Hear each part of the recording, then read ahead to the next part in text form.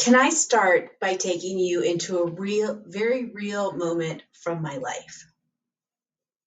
It was the end of November in 2022, and there I was looking at my therapist through the computer via Zoom, and I say to him, my life is finally getting good, and now I'm going to die.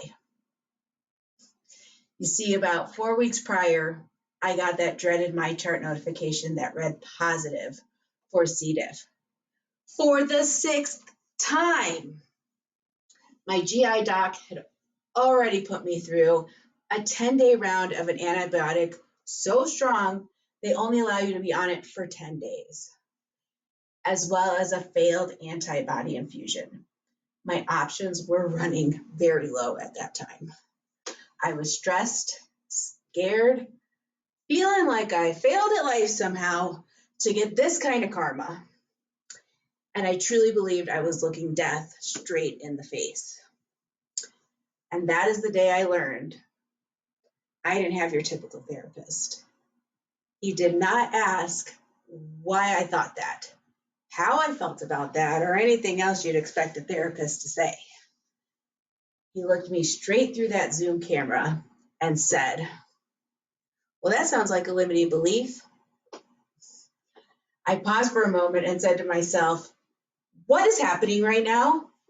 Did he just use my own words against me? After I got over the initial shock, we continued our conversation. And what happened that day was nothing short of a miracle. He broke open the belief system that was being created in my head that would have led me down a path to my ultimate fate. And due to that breakthrough and a successful fecal microbial transplant, I am now 3 years later here to share my story with you, all about what I learned from surviving C. diff, a deadly infection in the colon, 6 times. 6 times was a number that turned into a question for me often.